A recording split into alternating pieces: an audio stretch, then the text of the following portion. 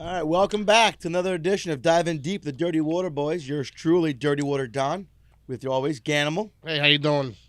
In studio today, we have a special guest, the real one.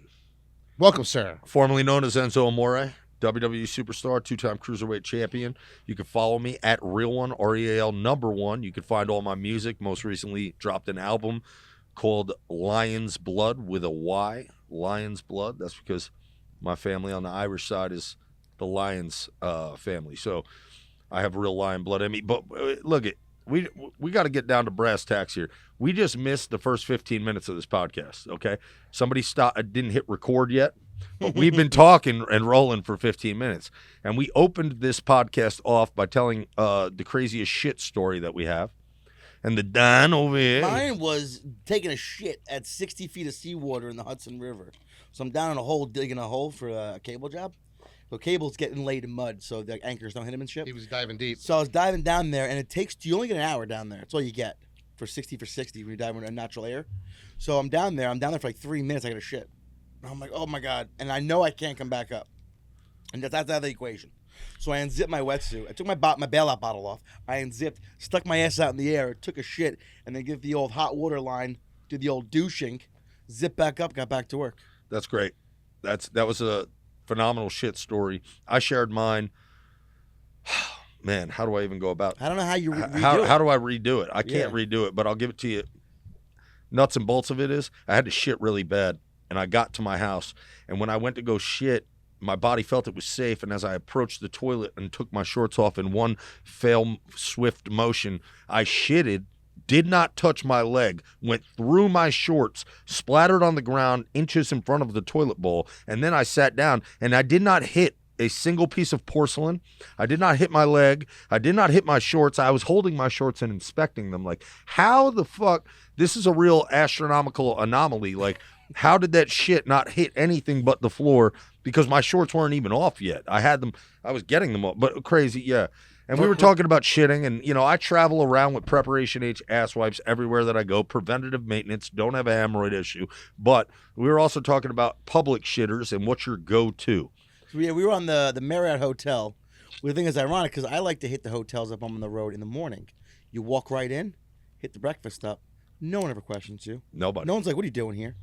Nobody. And you just keep Free keep moving. continental breakfast, a very pleasant shit. Yes. Hop into a Marriott anytime between 8 a.m. and 10 a.m. You're ready to go. Get it out of you. Yeah. And while you're at it, get a muffin on the way out. Yep. Get a little muffin. Why Well, would free you? coffee? Why not? Help yourself. They usually, a lot of the nicer ones have those waters that are infused with the mint. Oh, yeah. No, they get the fruit rolling in there. You fill up your water bottle, you go. Get it back on the road. Yeah, I'm all about it. Living life on the road, smart. Starbucks is the second shitter that you hit. Yeah, but the thing I hate about going to Starbucks, I have to walk past all those guys writing books and shit and laptops, and I hate them The all. people that are working, I don't like dealing they're with them. staring at you when you come in and out. You don't buy anything? I also used to wonder what it would be like when I was thinking about this. I'll never forget. I was driving around in NXT back in the day. I was just thinking about, like, hey, what happens when John Cena's got to take a shit? And he just, he's that guy walking into Starbucks, and everybody's like, it's John Cena. And then he goes, see him. That's the thing. Yeah, you can't see him. So Cena has to take a shit, and everybody's fucking looking. Oh, John Cena, you get out of the toilet, and people are waiting for your autograph. Well, I used to think, what would that be like? Well, it's happened to me more times than I could ever tell you at this point, where I've either been in a shitter or in the toilet, and somebody is waiting in the bathroom, for an autograph or something. It's like, I get out of the shitter, and the guy's like, I thought it was you. And I'm like, yeah, bro. I have only had one. I've only There's done a piece one of me thing in there still. where I was asked for an You autograph. smell me, brother. I was Must have dying smelled in the me coming. hospital. Literally, I had the bends. I'm on the table, breathing oxygen, IV, just fucked up. And my father's there, and he lets in a guy who works for the Kearney DPW. He goes, I love Dirty Water Don, love sewer divers, get your autograph. I'm like, what is he doing here? My dad's like, it's okay, Cat, go ask him. My dad hands me a marker. I'm like, I am fucking no one here. Get the fuck out of here. While you're dying? Yeah, I'm bent. Okay, I emergency Sign my evacuation fucking life over to another this guy hospital, right and now. This guy's asking for a fucking Pushing autograph. papers at me. Here's my will, dog. It was fucking random. It's all I coming to couldn't you, imagine bro. That coming out of the DPW bathroom. is going to be popping, man. Like, I couldn't imagine coming out of the bathroom. The last thing he's ever signed. Yeah, right, dude? Oh, man. Yeah, so there's that. We got the shitting story out of the way. It was electric about 15 minutes ago when we were in here talking about shit. It really was. It was. I don't want to blame anyone. If I was going to, I'd blame Stack. All right. Well, Stack, you happen to be right near a place called The Stack. I know it's ironic, right? Isn't it ironic? I hate to quote Alanis Morissette, but I will. It's ironic. She just played. Alanis Morissette, eh? Yeah, she just played at MetLife or one of those. Whatever happened to her, man? Well, I know she was looking. She just wanted to get off the grid. She was in a bunch of movies too. She was looking for a knife, and all she could find was 10,000 spoons. Is that right? Yeah. So I think she's still to this day looking for that knife. That's a lyric of hers, isn't it? Correct. She's a winner. She has definitely got some quotables under her belt. Yeah, she does. People like Alanis Morissette. I mean, who didn't at a certain point? But that girl, I haven't heard her name in like 20 years. You got to wonder, right? The last time I saw anything with her was Dogma, the movie Dogma with Kevin Smith. She was in a couple But you other could have movies, too. Kevin Smith. Okay, Jersey guy. Yep, down the. I met him a couple times. Red Bank. So I did meet him. Oh, I got a story about Red Bank too. So when I was in college, we'll get to Kevin Smith in a second here, but when I was in college at Springfield, Massachusetts, I had a friend named Kenny. She was a girl. And let's just say that me and her both liked marijuana. And so dabbled in the devil's lettuce, did you? Did I? Okay. So this was before the days where it was legal, and you had to find means to get it around and whatever. So yes. I go down to Red Bank to meet somebody to get something, and the whole time in my brain, I'm like, Kenny, she's from Jersey, I'm from Jersey, we're in Springfield, we're both, there's lettuce, and people need it. Yeah. So I go down there to meet the plug, and I walk in the room. And I'm looking around for the plug, and I'm like, where is this guy? And all of a sudden, I hear a voice, and I look down. It was a dwarf. What? Serving me. Did you get last thing I ever expected? Was it half I was like, prices? bro, why don't I just kick this guy across the room and take it all? That was your first instinct. My first instinct was, I ain't paying you shit. No, but it was just mind-blowing. I was like, in Red Bank. Because I don't even know this. I don't care how small you are, you can pull a trigger. I just probably ruined this dwarf's life in Red Bank. He's got heat now. The police are on his ass. There's only one dwarf in Red Bank. Yeah, and he's serving. That's Larry. Yeah, Larry's fucking... Dude, so he's packing his bags right now. So another guy from Red Bank, Kevin Smith, famous for Mallrats and fucking Jay and Silent Bob, and he is Silent Bob, and he's a director, movie maker extraordinaire. And I knew that he knew Chris Jericho. So I'm at the Florida-Georgia line maybe 3-4 months ago, and I'm driving over, and there's a big Florida-Georgia line gas station that people know of if you've traveled over the border. And I'm making a pit stop there to get some gas, and I walk in and I see Kevin Smith. And sure enough, it's like Kevin Smith. Skinny Kevin Smith or chubby? Skinny Kevin Smith. Okay. Only 4 or 5 months ago. Kevin Smith has the black fucking deal on, the trench coat. He's got a backwards hat on. It is Silent Bob. He's dressed the part. There's no mincing this. Like, I know what I'm looking at. So I don't bother to tell him who I am. I just walked up to him and I was like, hey, man. I'm a young entertainer. I'm friends with Chris Jericho. I know you know him. And he's like, oh, yeah, I love Chris, blah, blah, blah. I was like, if I could ask you for some advice, what would it be? And Kevin Smith looked at me, and he gave me some of the best advice I've ever gotten, honestly, at a gas station. And just genuine human. Didn't know who I was, just would have given it to anybody who asked. And I was like, what would be your advice? And Kevin Smith said, your voice is your currency. Okay. Let everyone know what you see because your lens is your own. And I was like, bro, that was some fucking Nostradamus fucking holy shit philosophical, bro. Yeah. Like, what? So I walked away thinking about it. And I was like, yeah. And that was when I started my podcast.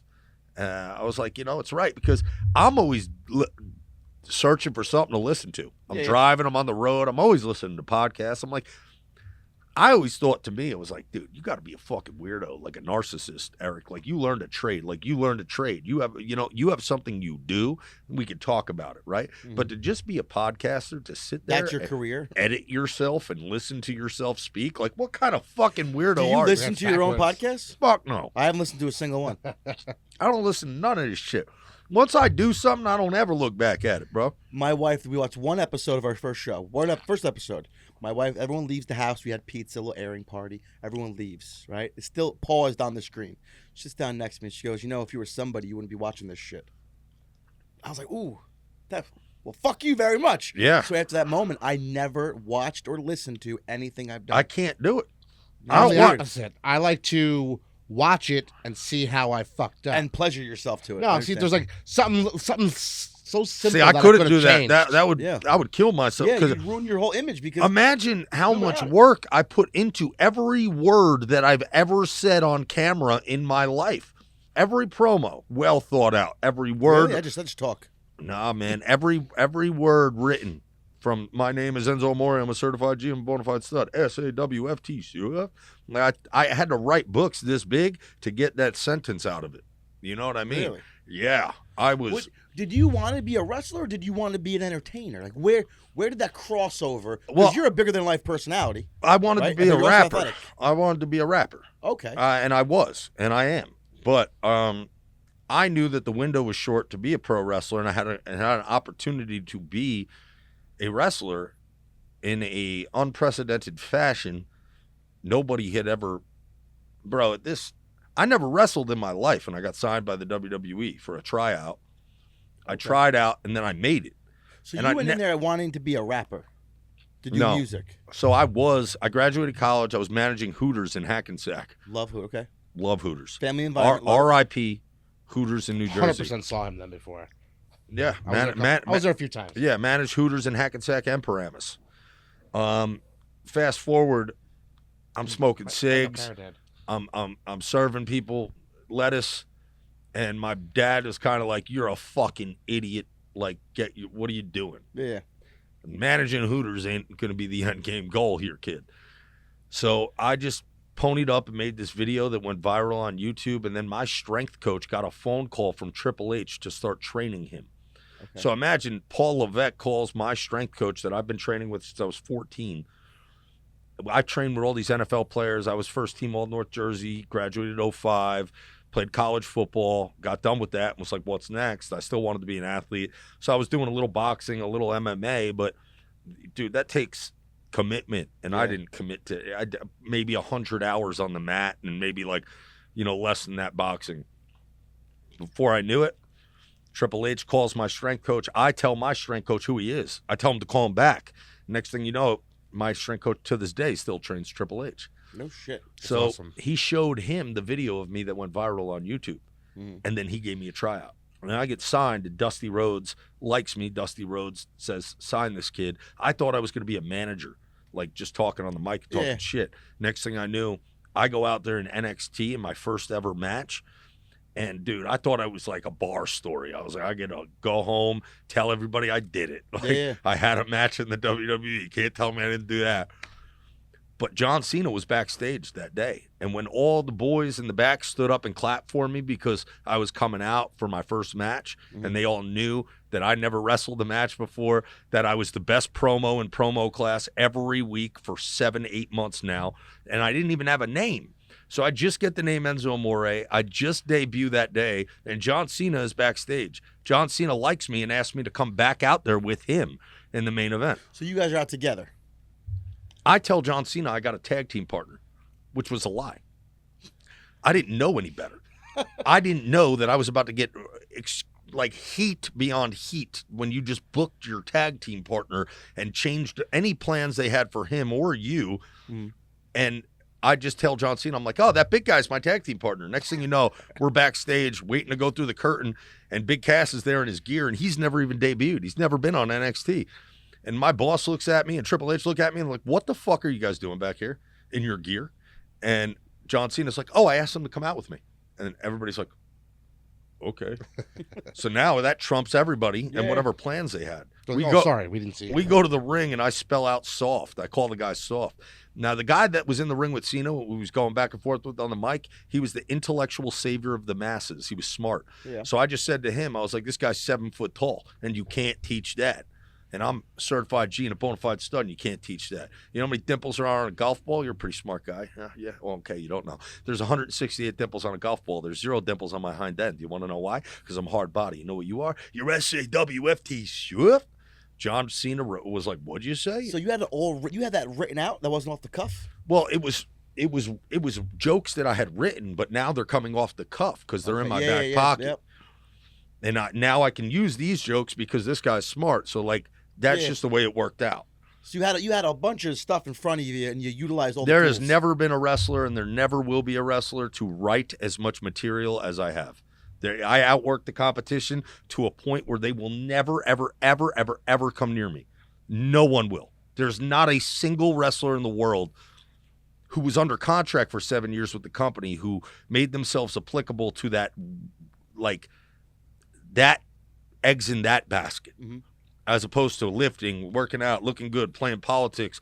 I just concerned myself with writing the material and then getting it off in front of a crowd that loved it. And now the crowd is screaming my name when I'm not out there, and they have no choice but to put me out there.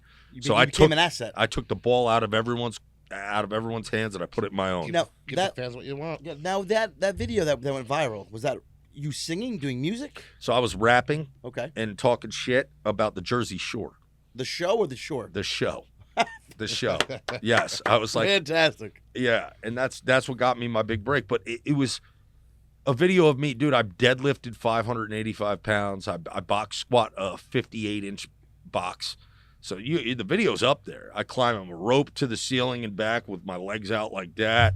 I fucking bench press 365. I squatted 565. So what you're saying is you work out. I was showing I was on my note back then, trying to get a tryout for the WWE without exactly saying, "Hey Joe, can you show this to Triple H?" It just happened organically. The video went viral, Isn't and it then great when it when he happens like shows it to Joe, I mean, when Joe shows it to Triple H, it has like 40, 50,000 views.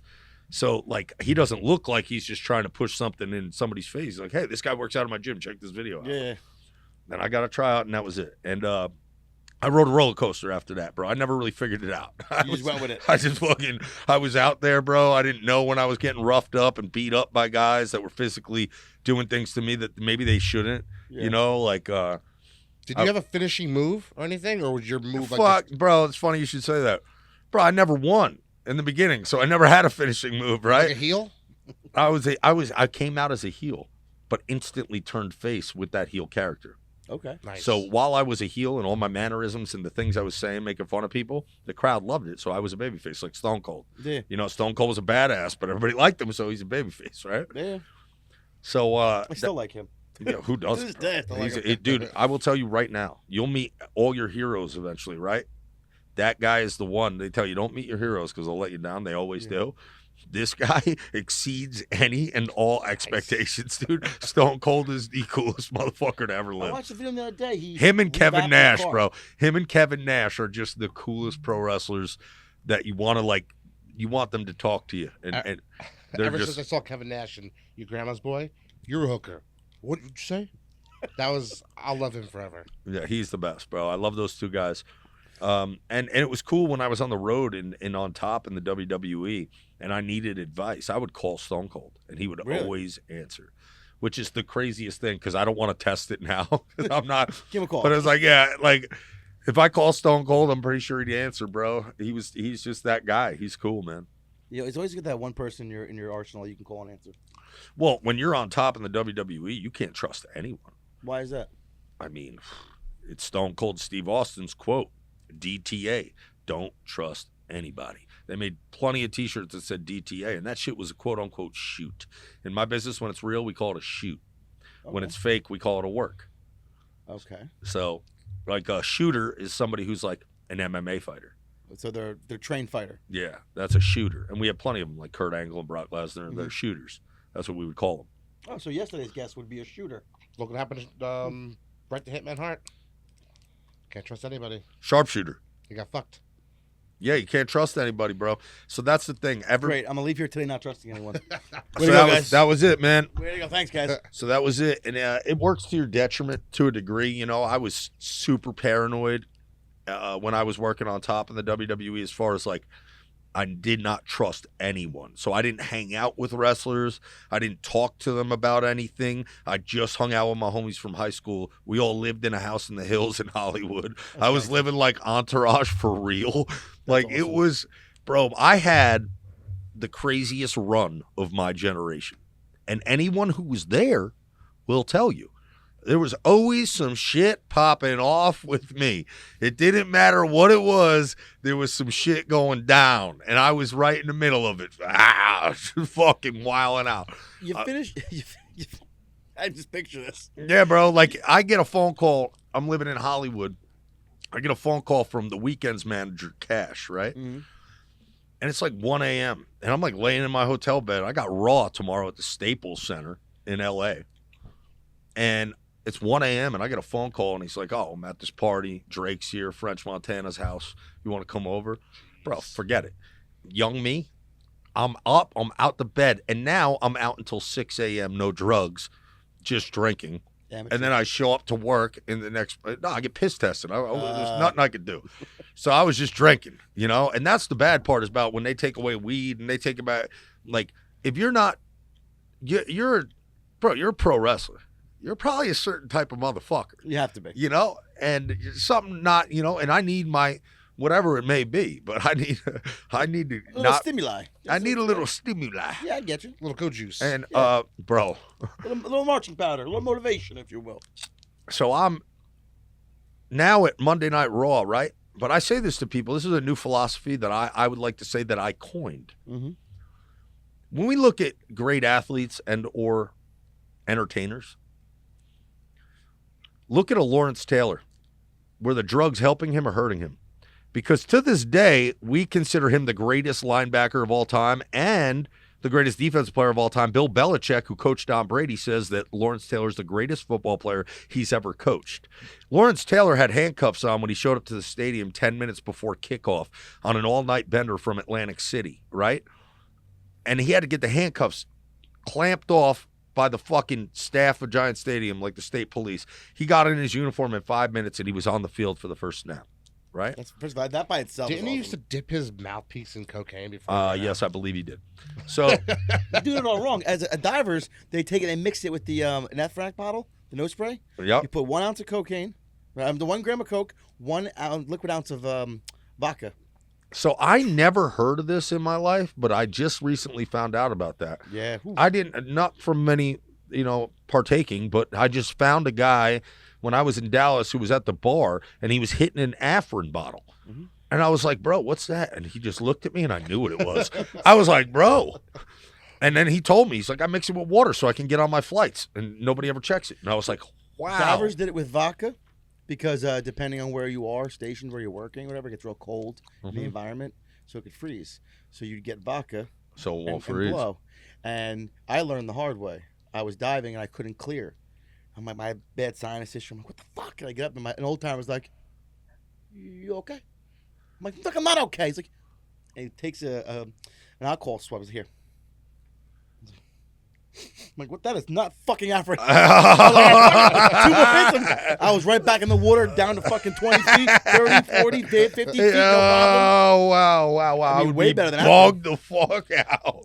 I would die, literally. Yeah. I would That die. same guy in the same job. He goes, "You have allergies, kid?"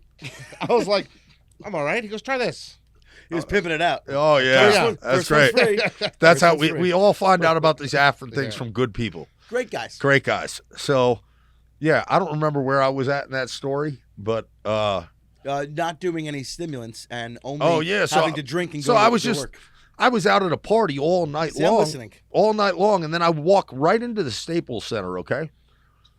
And I go on to put on one of the best performances out there that I had in my career to Yeah. that point. So Why is that, though? Why is that? There's the Because question. Is it I have helping or hurting? I have a philosophy on this. All right. Lawrence Taylor is on the field battling demons that you can't even comprehend if you're on his team or in the stands or the crowd, because his battle is with himself. Mhm. He is battling a demon of, I can't let anyone on this team think that because I was out all night partying that I'm not out here playing the best football I can. I cannot be out here letting anyone down. So therefore, I play above my abilities, above everything that is comprehensive to what would be a normal human being. How is that? Because the demon that he's battling, I'm backstage smelling like booze, hiding from people. People probably, I'm thinking to myself like I went too hard last night. I didn't sleep. I'm pounded Red Bull. I'm fucking focused. But I'm just, when I get out there through that curtain, it's a mirror image of the guy that was on the other side, the party that was happening, and now I'm partying out here with you, and I'm taking it to another level because I'm battling a demon of I can't let any of these people say that Enzo didn't do his shit and do it to the best of his ability, and they can't use it as an excuse. Now, you can only get away with that for so long, and also before you slip up, maybe you're 5 minutes late for a bus or something, and now you got heat on you and everybody's mad. But at the same time, like, when I think about my run in pro wrestling, no one had more fun than me. Not a motherfucking soul, because I was there. Everybody was there. Everybody was there. And I must say, they would tell you, Enzo had more fun than anyone. So everywhere I went, they bought me beer, they gave me free food, and girls landed on my lap. That's everywhere I went in life. And now you put that title around my waist. It's not a bad way to spend a day. Brother, now I got a title around my waist. I'm throwing it on a different girl in every city. Bada boom. As baby. you should be. Bada boom. Nashville, how you doing? Seattle, how you doing? I'm squat, bro. Insane. But I didn't sleep. And I was burning the candle on both ends. And I was probably not doing stimulants. And not doing stimulants and a whole lot of drinking. So it's like, bro, I was going to die. Like God's plan. Get me out of there. Because I was taking risks in the ring, physically. I was taking risks outside of the ring, mentally. And it was just overwhelming. And I couldn't imagine doing it again that way. I never would. Would you do it again? I understand you wouldn't do it that way, but would you do it again if the opportunity presented itself? Yeah, but this time it's not about me. That time it was all about me, bro. Right. Like, while it was and it wasn't, because there was so much I wanted to achieve for my family and my friends, and I was well on my way to all of those things, I also have to look at the perspective of the situations I put myself in. I'm in the car with people who, are they going to the same destination I am? I don't think so. Yeah. They don't want to be where I'm going, but they're going to take me off the road. So I just had to learn from my own experiences. A, you can't trust these hoes. They're trifling. Yep. And B, the DTA, don't trust anybody, the hoes included. So it was a rough, rugged, coming to an understanding of how my decisions affected my life. And while I could look at it and say, like, oh, what about Ric Flair? What about fucking The Undertaker? What about all these people who ripped up and down the road, fucked pussy, went wild, drank, had crazy stories? Bro, this ain't fucking 2000. This ain't 1995. Yeah. This is 2023, dog. Everywhere. You cannot get away with living that lifestyle that they did, even if you're not doing anything wrong, right? It's like, who are you to blame? In the end, well, yourself. Because you put yourself in those situations. And if you really wanted this thing, it's like you say it with great athletes, guys who fall off or guys who make bad decisions or get involved with the wrong people, and those deter their careers. Same thing happened to me, and I can't even sit here in front. Like, I was in rooms with people I shouldn't have been in rooms with, doing things that probably wouldn't have been good for my career. Or around women. You meet a woman on Sunday. She says her name is fucking Cindy. Meanwhile, Cindy's got a husband that's right down the road. She slipped her wedding band off, and her name is fucking Susie. You know what I mean? And she just wants to you're in fucking Pikesville, Kentucky. They have nothing that comes to this town, okay? So when you come there, you're a star. Forget it. You know what I mean? You're everything. Her husband just found out. Exactly. And then that guy, sorry. And that's his whole life. Yeah. All right. And he loves diving deep. now you just fucking, now you got an enemy and maybe somebody who wants to end you. And that guy, looking over your shoulder. Or now there's a girl out there who regrets what she did, and now she has an excuse. You know what I mean? So it's like young athletes, number one piece of advice, dude, TTA. Just don't, people, they're going to have their hands out when you're on top. Watch how fucking fast those people fucking run away when you fall down. Yep. I've been to the top of the mountain. I've been to the bottom of the mountain. Very few people have lived a life like mine. I mean, to be the number one ratings draw in pro wrestling on the 25th anniversary of Monday Night Raw, and to be featured for 3 hours throughout that television show, the biggest show of all time. Incredible. And then to be fired the very next day. Like, wow. You were fired? Fired the very next day. As champion. Fired as champion. As champion. So I don't think it's ever done ever in history. Just so you know, no offense. I don't look into anyone we have on because I want my responses to be a real. Yeah. I don't know your career. It's not something I don't really follow pro wrestling. Remember, so when he was telling me about it, It was still the like, it what was the the fuck? dude. It was the fun run until it all ended because you couldn't have fun like I had without having a giant target on your back. Absolutely. People do not want to see you win. I don't Haters give be a hating. fuck what anybody says. And when it happened to me, at times, dude, I thought it was a setup. At times, I thought there was people in the company that wanted me fired, that did this, quite frankly. But you know, I'll never know the root of it, and I might as well just point the finger at myself when I look in the mirror and just say, you fought the 25th anniversary. 25th anniversary of Monday Night Raw. I'm at the building at the Barclays Center. A girl tweets that I sexually assaulted her, saying that. No calls from police. No, dude, the police never even called me, ever, from start to finish, right? Never even been questioned. Nothing. That's fucking So crazy. when this tweet goes out, it forces the police to do an investigation, Okay. to which I hired a lawyer, but we didn't have to do an investigation. The police didn't have to do an investigation because every one of my fans, like fucking psychopaths, like the greatest citizen journalists in the world, your fans, Yeah. they went through every tweet this girl ever sent. They went on every one of her social media accounts on YouTube, and she had all these crazy videos. Then she was on Snapchat 3 days after accusing me with her friend jamming themselves with dildos for money on Snapchat and shit, taking her 15 minutes of fame and getting all she can out of it. And everyone in the world saw that and knew, like, this bitch was lying. Yeah. This is a sting. And I knew it. So I never sweat, dude. I wasn't worried. Like, this isn't about police. This is about public fucking persona and people deeming you guilty before innocent. But also, mind you, I'm the biggest heel in the company. I'm the biggest bad guy in pro wrestling. I'm the #1 ratings draw. When you turn on your TV, more people watching me than anyone. And I'm a bad guy? Forget it. It's a recipe for Bro, for it is a wildfire. recipe for insanity because you're the only entertainer in the world that is wanting to be booed. Yeah. Right. Because you're a wrestler, that's what you want. That's the reaction you want. But what other realm of entertainment does a guy want to be booed? You Nothing, want yeah. never, ever. So Yeah, this I never thought of it like that. this really fucked my family up, fucked me up, Yeah. But then again, when it happened, I hated wrestling and I did not want to go anywhere near it. So for like 2 years after that, I was so hurt. I was like, dude, I killed myself to get to where I was at. You don't know about those days at 5:30 in the morning when I beat everybody to work when they wanted to fire me. And every one of my peers knows about it and nobody's speaking up. And it's like such a weird touch and feel situation because you don't want to talk about it, right? Yeah. So I was just in this weird place. And also when you're a wrestler and you don't want to wrestle, I had my money saved, but you're looking at 2 years of no work. That money goes. Yeah. Yeah, and I was smart with my money to a degree, you know, and I made enough of it to take care of myself for a few years. But after that 2-year time period, I'm like, okay, I want to wrestle again. And COVID hits. And it's like, oh shit, now what? Now my back's against the fucking wall and I'm scrambling trying to figure out how I'm going to make money, right? A phone call. I did this consultant deal. Next thing you know, bro, I am the consultant on the deal that puts Mike Tyson versus Roy Jones Jr. on TV. Nice. I hit a lick. Yeah, I mean, and I was like, bro, you know what? I feel like wrestling again.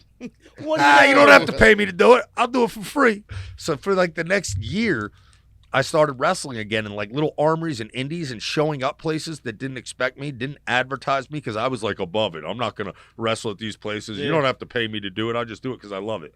Fuck that shit. Now you can pay me. I don't give a fuck if it's $100 or fucking $500 or fucking $5,000. I'm getting paid to wrestle now. I missed out on so much money over the past like 4 or 5 years just because of ego, I guess, you know, not wanting to put yourself out there. But that's the root of wrestling, man, is traveling around and making these little towns and doing these little armories. And even a place like the WWE, they want to see you do that. They want to see that you want to do that thing, that you care. Like you're earning your stripes. You're earning your stripes. And I never did that. So now I'm doing it backwards, which is crazy because I stepped right into the WWE. And everybody always looked at me like, this guy. Yeah, like, you didn't earn your stripes. You didn't earn your stripes. Yeah. Yeah, it's like same in union work. We get a guy come on the job who did an apprentice and we're right to a journeyman. You're like, this guy better be the fucking cat's ass, otherwise get the fuck out. Mm-hmm. And then they're never really good. You know, they always know somebody. That's how they got in. So I understand what you're saying. We see it in our industry a lot. Guys who didn't do their rights to get there, and they're outsourced. No one wants them. Yeah. So that was it. I was always an outcast. I was never looked at like I was a wrestler. But the ones who were with me, especially the ones from the start that saw what I went through, they got nothing but respect for me. I know that for a fact. I talk to those people. They still, you know, like some of the best wrestlers in the world. There's a tag team called FTR. They're in AEW. And I started off with those boys. I got to say, when I started, that's how I learned. I learned to wrestle working these two guys. We got in the ring, and they were just talking to me, take the line, boom, boom, boom, boom, and putting me in places and situations in the ring where you either sink or swim, bro. And if I would have sank, I would have never been here. But those guys, dude, when I couldn't swim, they held me. Walked you through it. They fucking had me by the arm, and they were both fucking taking me to shore, dog. Dude, like, I love meeting people, and they're always like, "Oh, I did it on my own." I know you didn't. Someone helped you. No, Someone had to. bro, I could have never done what I did without the knowledge that I have. Mind you, I went to the Harvard of pro wrestling, the WWE Performance Center. I built the walls with those people. We put the rings together in the Performance Center. It was Florida Championship Wrestling where I started, old school. Steve Kern, Dusty Rhodes, like beat the shit out of you in practice, fucking earn your stripes. You still don't have a match for 7-8 months into the business. You're wondering if you're going to get fired every day, and they make life hell for you. Sounds like a nice work environment. Curiosity, I had to get off topic. I have a personal favor to ask you. When I actually legally get married, right, would you mind being the MC just to announce me coming in? Oh, hell yeah. Thank you. He's definitely coming to the That's all I want to know. Okay, I'm sorry. So, and I'll get you a DJ for the wedding, I too. was just going to say that. Your dad DJ'd John's wedding. My father DJ'd John's wedding. 2009. Yeah, What a my small world. first wedding. And my father looks like a Goomba, don't he? Yeah. He does, yeah. Yeah, he does, bro. He's When I first met him, like for the consultation to do it, as soon as I walked in, I'm like, this is the guy. He sat behind the desk like a Don, like oh yeah, a mafia Don. I'm like, so he's like, I don't. Well, his dad was a real Don. His dad was my grandpa had all the Route 46 car lots until the IRS came around. Our grandfather did the numbers and the money loaning down in Newark, down where the For Gallo by the industrial. So parks. he knows my grandpa for sure 100%. because my grandpa ran books. He ran books. When He did it all. my grandfather passed away, my grandmother died first, then my grandfather passed away a couple years later, and we're cleaning out the house. And in the attic were notebooks, and we're going through it. I'm like, Dad, Pop's got like 70 grand on the street still. Let me go get it. The juice is flowing. It's mine. It's my birthright. And my uncles weren't gonna take care of it. I'm like, I want to do it. My father's like, no. Yeah. He took the book from me. Let's sleeping dog. My 72 grand on the street. grandpa was known as the German. Okay. They called him the German, right? Now we speak about birthrights. Have you guys ever seen the movie Sleeping Beauty? Yes. That castle is supposed to be mine. That is a huge accusation. I'll fuck with this. This How is that? great. This is real life, and We're I am also not. German Irish. I'm German, Irish, Italian. We're German, Irish, Russian. My pops is German, Italian. My mother's 100% Irish. Her parents were born there. Okay. So I have my dual citizenship in Ireland. First time I walked in overseas in Europe with the WWE, I didn't tell nobody I had a passport.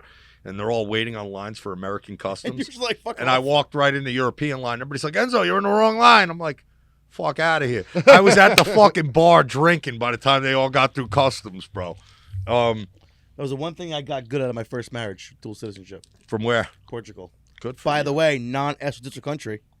They will never send one of their nationals to America for extradition. They won't send them for a crime. Get Portugal. over there. That's it. They won't do Shit it. pops off, you're going. I got 2 passports. So here's how it goes down.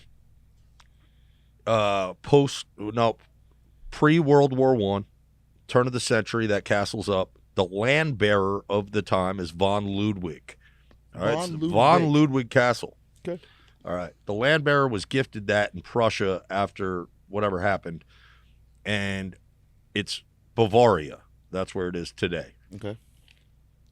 Prussia used to be its own country. Mm-hmm. So now it's in Germany, modern-day Germany. Von Ludwig has a son. His firstborn son gets into a duel and shoots and kills a guy. He won the duel. He Okay. won the duel. All right. But he can't just be killing people. So the land bearer's like, hey, yeah, I'm the fucking, this is me, but you're my son, and we can't kill people. So go to America and let shit cool down. All right. So he's laying low. Laying low in America. World War I hits. He gets stuck here. He ends up banging and marrying a German lady, but out of royal family bloodline lineage. Okay. They disown him. So he went slumming in America. He became known as the Count of Union City because he was a real count. He drove the trolley cart in Union City.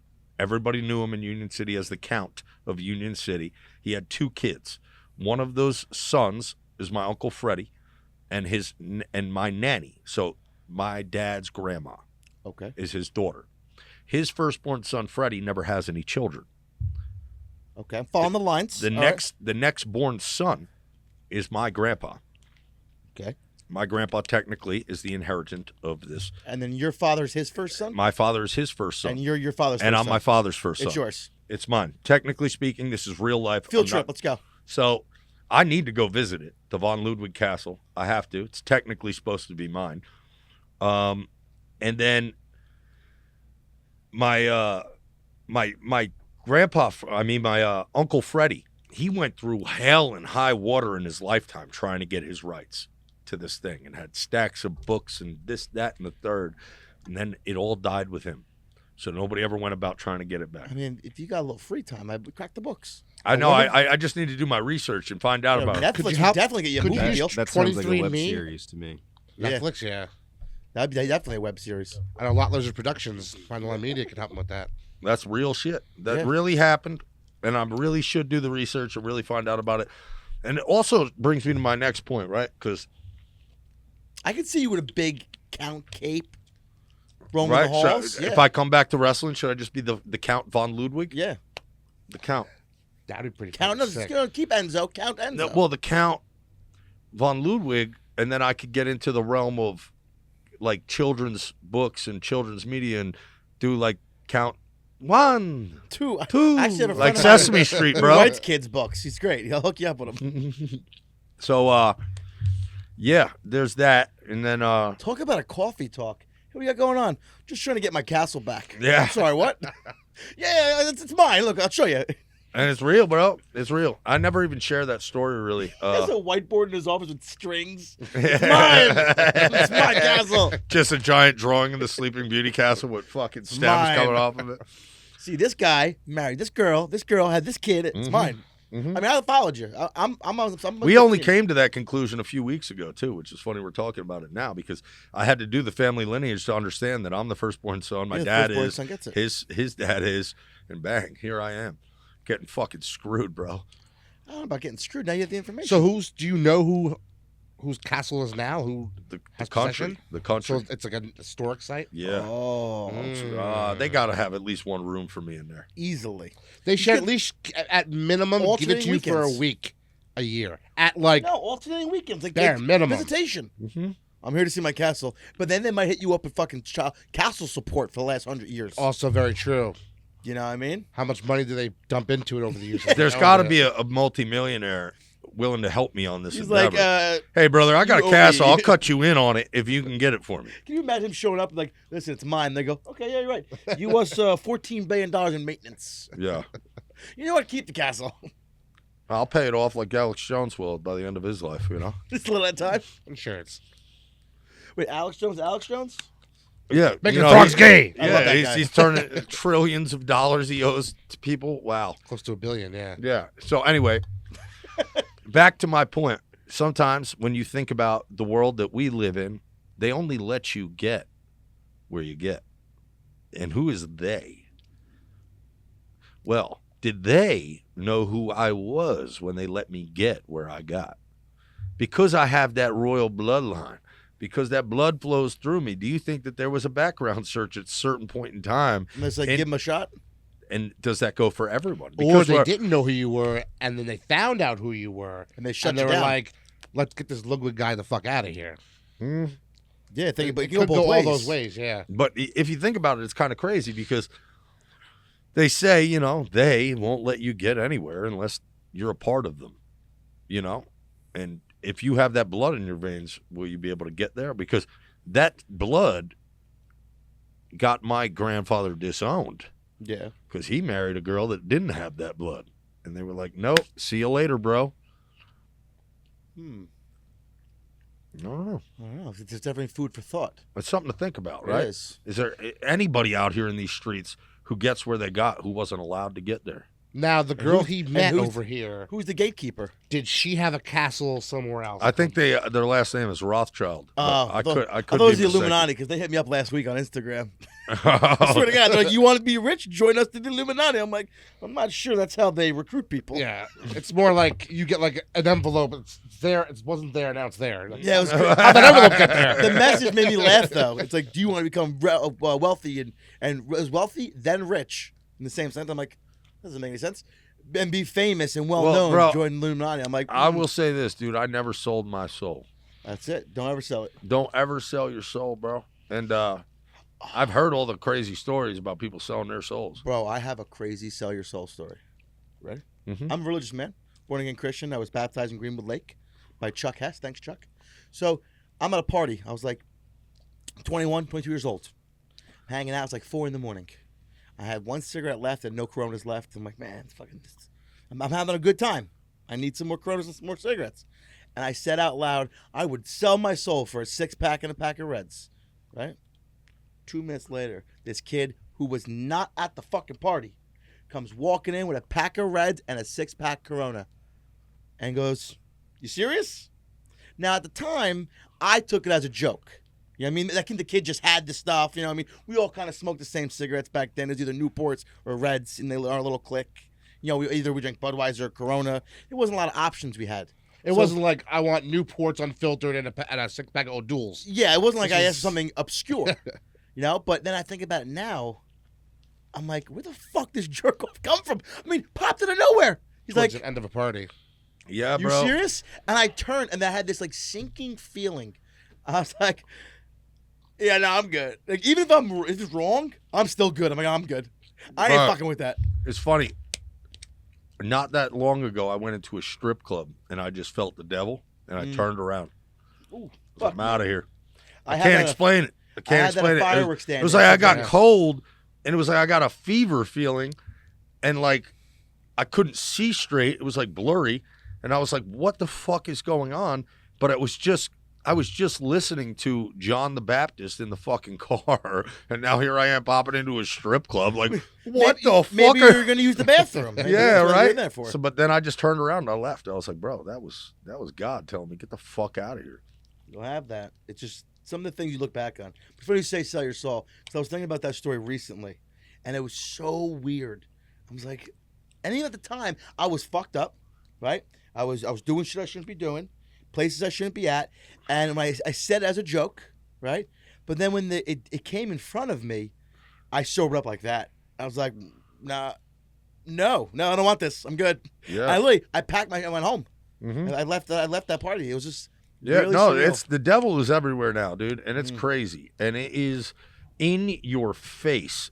When you see all this shit going on, though, like you got to be really subdued to not open your eyes and realize what's going on. Like there is a spiritual warfare being had right here on this earth, and it's right in front of your eyes, and it's blasted in your face, and it's the Matrix, and it's like, bro, like recognize that there's some evil at work here in this world right now, and like we're just people in it.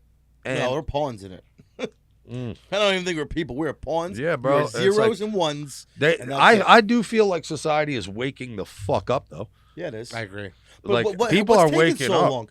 We threw shit in the harbor because of a fucking. Well, I'll drug tell you what bounce. took so long. They did kill the Kennedys, Oh yeah. and then now we got a new one coming out, and he's fucking throwing the veil off these people. Yeah, he's cut like a bag of dope. That guy. I saw a just- picture of him he's yesterday. ready to go. He is ready. And I got to say, bro, I fear for him. I fear for his life. I fear for the people he's going up against. And he is taking to podcasting like it is the media that they own. And he's saying things that are getting podcasts taken off. Like Theo Vaughn had him on.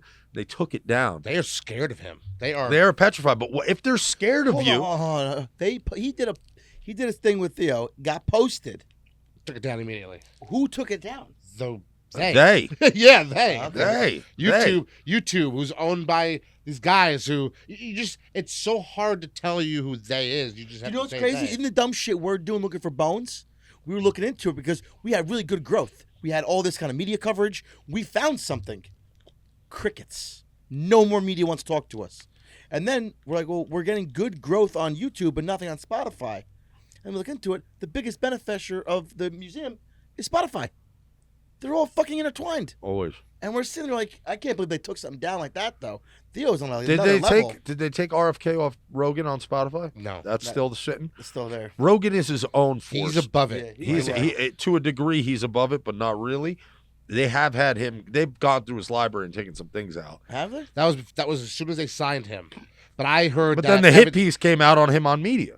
The regular media buried Joe Rogan. Everything he said was bad. So And they had the pictures of him faked and altered to look like his skin was turning yellow. And don't take this drug he's doing; it's not good for you. Meanwhile, there's nothing wrong with him. bro, what they are doing is insane, and I think that we, as the people, are opening up our eyes to it.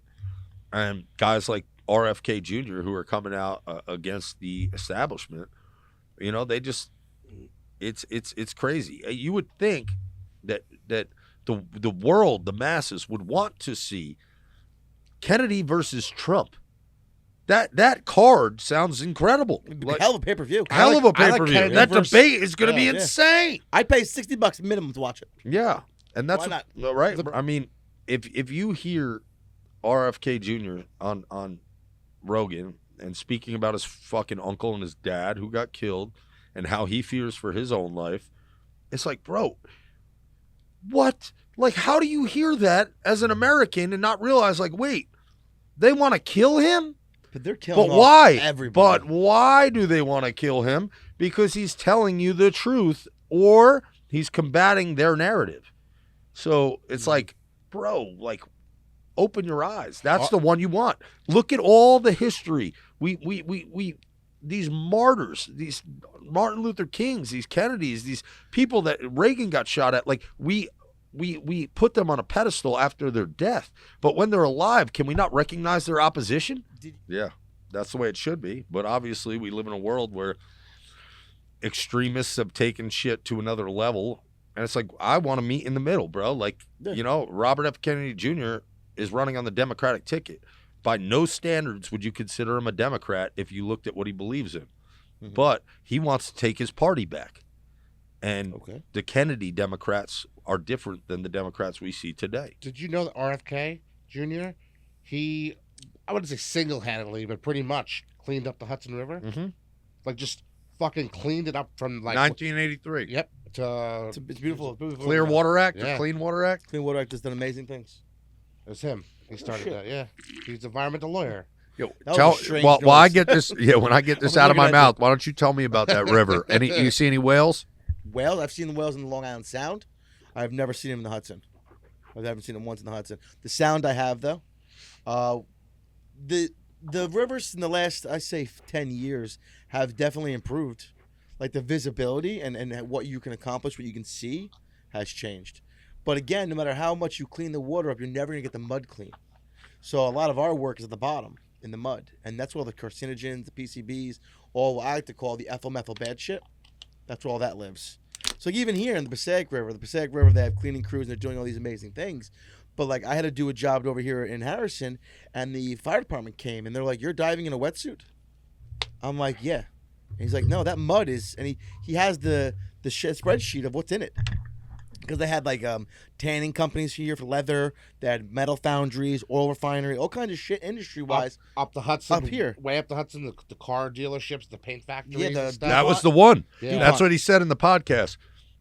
They said to this day the car dealerships were mostly responsible for what was happening at the top of the Hudson and trickling down. The paint was it for the vehicles. It was the paint. So you could even, the water was the color of the paint of the vehicles. Yeah, that particular day. Yeah. I worked at a job in the Gowanus Canal. While I was working, I was burning with a torch, and the puddle on me lit on fire. The fucking river lit on fire. I'm like, what the fuck is this? And certain days we couldn't get hot permits to work because of a higher level of petroleum on the surface of the water. But the Golanus is very stagnant. It doesn't really move a lot. But it's a crazy thing. You have this city. It's people come from all over the world to see it, right? And you're still dumping shit in the fucking water. Yeah. It's like, when are we gonna learn that's our currency? Water and air is our currency. Yeah. And we're not treating it that way. We're treating it like it's some renewable resource. It's not. Once you fuck the watershed up and once you pollute the air, now what? It's going to be decades to come back from that. That's why all these accidents happening by water places, even anywhere with trains, with all these chemicals. Another one just happened. Makes me nervous, yeah. Yeah, but even though some of that shit is sus. Some of that shit is suspect. How it all happens and what, yes, you can get into that, but just the fact that it's happening. Like, you can't reverse that shit. Like yeah, some of those in Ohio, chemicals, right? Whatever. Ohio, they stopped talking. Ohio? They stopped talking Dude, about I worked a job at Ellis Island, right? A national fucking monument. Ellis Island. A beacon of hope for immigrants. We're working a job there. They're digging a hole. It starts filling up the hole. It starts filling up with water. We're looking. It's like crude oil. It's like sludge. I'm like, what the fuck is this? Now, there's people there and in charge that are supposed to report this, right? No. Backhoe. Shoop. Nothing's here. What the fuck was that? And then you, as a worker, ask for the reports for what was. The safety guy ignores you. You're gone. That's it. Like, that's something so minuscule. Think about that on a larger scale. That's Ellis Island. It ain't shit in the grand scheme, right? So if they're doing that places like that are under a microscope, imagine what they're doing in the backwoods in, like, Kentucky. Oh, my God. The shit they're dumping and just saying, yeah, fuck it. And it's these big companies. Like, I'm not even worried about the government at this point. We know what they're up to. It's the companies that are getting away with this shit. Yeah, no, it's corporations. So he's going all over the place. Yeah, I know. So I want to hit here. him. Let's get him out here, right? We're fucking twofer. Man, We're we right got on a the chair corner. right there. The four of us can sit here and tash it out. That we even have a credit system. We're in so much fucking debt as a country. It's and they have insane. the audacity. The audacity to tell me. The nerve. Unbelievable. You're in a hole with the fucking World Bank. Yeah, but you want to talk to With me our about money. With our money. Yeah. And then the bank is in a hole to them with interest rates, right? So an interest rate they'll never catch up on, they give to all the banks. The banks are in the hole. The banks then charge us an interest rate to pay off their debt. Which, by the way, all of it is made the fuck up. It's Not to all mention- bullshit. We don't need money. Not But to you mention and the I other both countries- know there's only one choice. You got to get money. You got to go along to get along. You got to get money. Yeah, If you don't barter. get money, then you can't get out of this shit. That's fair. It's fucked. It's fucked. There's only two ways to live now. There isn't a middle class. No. It's either rich or poor. Well, I'm poor. I guess I'm poor. Yeah, I'm poor. You know? How you doing, big guy? I'm like really poor. Oh, okay. Yeah. So, All right. and that's the people we're trying to attract. Yeah. The poor people. Come hang out with us. Come hang out with me. I'm a fucking poor just like you. Just a poor. As much as I love this I'm a fat conversation, poor. we got to wrap it up. We're hitting our hour mark. But Yeah, We're beyond and we're about the last 20 minutes. You guys could see on the exclusive fucking we'll air fucking it. paywall. We'll air it. The second part of our conversation is going to be over here at the fucking We should OnlyFans. get- Yeah, fuck the government. Patreon's how you have to do it. Yeah. Well, listen, I really appreciate you coming out. We're gonna come hang out with you tomorrow. Yes, Paul. buddy. I'm really excited about that. come We're see gonna check out the your come gym. see the boxing gym and the music Can I studios. lay out some bars? Yeah. Oh wait, what's that? Can I lay out some bars? You in the want to lay studio? out some bars? Definitely. I got the mic. I got a live room. You record audio in it anywhere. So let's get it. All right, we're gonna get it. Thanks for tuning in, guys. Again, this was the Dive In Deep with Dirty Water Boys. Dirty Water Don and Ganimal. Thanks for tuning in. Follow me at the Real One and don't trust these hoes. They're trifling. Trifle. Thanks again, guys.